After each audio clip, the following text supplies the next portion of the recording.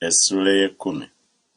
Awo Adonizedeki kabaka w'e Yerusaalemi bwe yawulira Yoswa bwe yamenya Ayi n'akizikiririza ddala nti bwe yakola Yeriko ne kabaka waamu bw'atyo bwe yakola Ayi ne kabaka waamu, era ng'ab'omu Gibyoni baalagaana emirembe n'Abayisirayiri era nga bali mu bo, ne balyoka batya nnyo kubanga Gibyoni kyali kibuga kinene ng'ebibuga bya bakabaka bwe byali, era kubanga kyali kisinga Ayi obunene n'abantu baayo bonna bazira. Adonizedeki kabaka w'e Yerusaalemi kyeyava atuma eri Kokamu kabaka w'e Kebbulooni, n'eri Piramu kabaka w'e Yalamusi, n'eri Yafiya kabaka w'e Lakisi, n'eri Debiri kabaka w'e Eguloni, ng'ayokera nti, mulinye gye ndi mu mbeere tukube Gibyoni, kubanga baalagaana emirembe ne Yoswa n'abaana ba Isirayiri. Awo bakabaka abataano ab'Abamoli, kabaka w'e Yerusaalemi, kabaka w'e Kebbulooni, kabaka w'e Yalamusi, kabaka w'e Lakisi, kabaka w'e Eguloni ne bakuŋŋaanira wamu ne balinnya bo n'eggye lyabwe lyonna ne basimba olusiisira mu Gibyoni ne bakirwanyisa. N'ab'e Gibyoni ne batumira Yoswa ku lusiisira ku Girugaali nga boogera nti, toddiriza mukono gwo ku baddu bo, olinye gye tuli mangu otuwonye otubeere, kubanga bakabaka bonna ab'Abamoli abatuula mu nsi ey'ensozi bakuŋŋaanidde ku ffe. Awo Yoswa n'ava mu Girugaali n'alinnya ye n'abalwanyi bonna awamu naye n'abazira bonna ab'amaanyi. Mukama n'agamba Yoswa nti, tobatya kubanga mbakuwadde mu mikono gyo, tewaabe muntu mu bo anaayimirira mu maaso go. Awo Yoswa n'abajjirira mangu nga tebamanyi, kubanga yava Girugaali n'alinnya ekiro n'akeesa obudde. Mukama n'abaswaza mu maaso ga Isirayiri, n'abattira ddala bangi mu Gibyoni, n'abagoba mu kkubo eririnnya e Besukolooni, n'abakuba okubatuusa ku Azeka ne ku Makkeda. Awo bwe badduka mu maaso ga Isirayiri ne baserengeta e Besukolooni, Mukama n'asuula amayinja amanene nga gava mu ggulu n'abakuba mu Azeka ne bafa. Abaafa amayinja ag'omuzira ne basinga bali abaana ba Isirayiri be batta n'ekitala. Awo Yoswa n'agamba Mukama ku lunaku Mukama lwe yawaayo Abamoli mu maaso g'abaana ba Isirayiri, n'ayogera mu maaso ga Isirayiri nti, enjuba yimirira ggwe ku Gibyoni, naawe omwezi mu kiwonvu Ayalooni. Enjuba n'eyimirira, omwezi ne gulinda okutuusa eggwanga bwe lyamala okuwalana eggwanga ku balabe baabwe. Ekyo tekyawandiikibwa mu kitabo kya Yasali? Enjuba n'erinda wakati mu ggulu n'eteyanguwa kugwa ng'olunaku olulamba. So tewali lunaku olwenkana olwo, oba olwalusooka oba oluvannyuma lwalwo, Mukama okuwulira eddoboozi ly'omuntu, kubanga Mukama yalwanirira Isirayiri. Yoswa n'akomawo n'Abayisirayiri bonna awamu naye mu lusiisira mu Girugaali, ne bakabaka abo abataano ne badduka ne beekweka mu mpuku mu Makkeda. Ne babuulira Yoswa nti, bakabaka abataano tubalabye nga beekwese mu mpuku mu Makkeda. Yoswa n'ayogera nti, muyiringisize amayinja amanene mu mulyango gw'empuku, mugiteekeko abantu babakuume, naye mmwe temulinda, mugoberere abalabe bammwe, mubakube ab'ennyuma mu bo, temubaganya kuyingira mu bibuga byabwe, kubanga Mukama Katonda wammwe ababawadde mu mukono gwammwe. Awo Yoswa n'abaana ba Isirayiri bwe baamalira ddala okutta abantu abangi ennyo, ne baggweerawo ddala, n'abaasigalawo mu bo ne bayingira mu bibuga ebiriko ebigo. Abantu bonna ne balyoka bakomawo mu lusiisira eri Yoswa mu Makkeda n'emirembe. Tewali muntu eyagezaako okwogera okuvuma n'omu ku baana ba Isirayiri. Tewali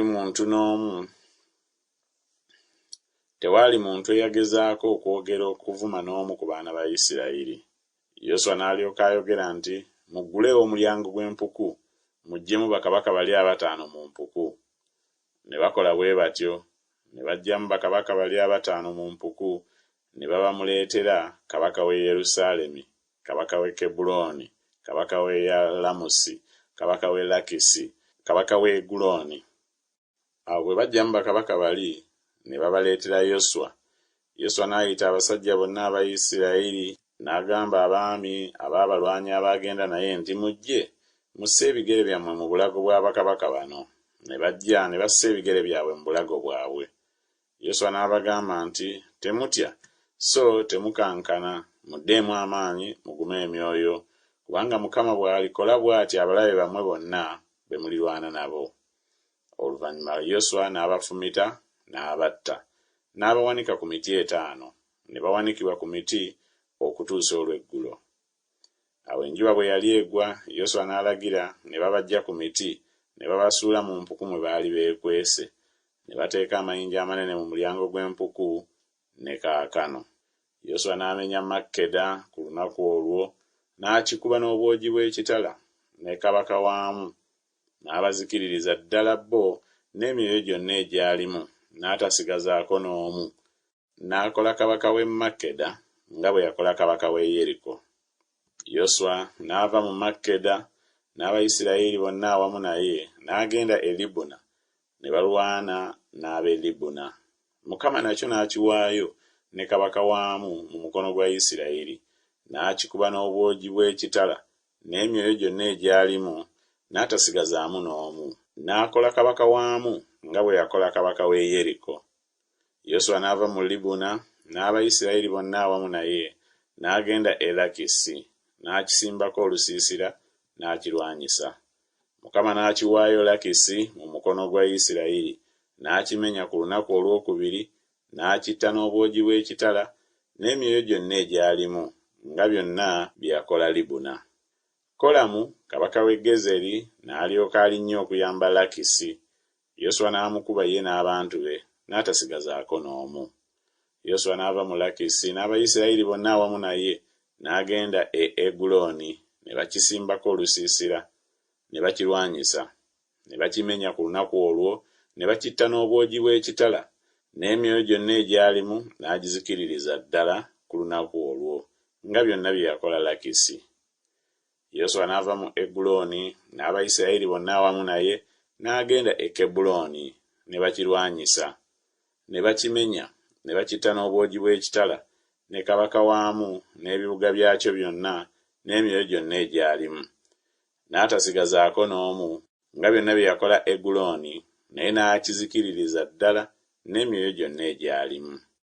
Yoswa n'akomawo n'Abayisirayiri bonna awamu naye n'agenda e Debiri, n'akirwanyisa, n'akimenya ne kabaka waamu n'ebibuga byakyo byonna, ne babitta n'obwogi bw'ekitala, ne bazikiririza ddala emyoyo gyonna egyalimu, n'atasigazaako n'omu, nga bwe yakola Kebuloni, bwe yakola bw'atyo Debiri ne kabaka waamu, era nga bwe yakola Libuna ne kabaka waamu.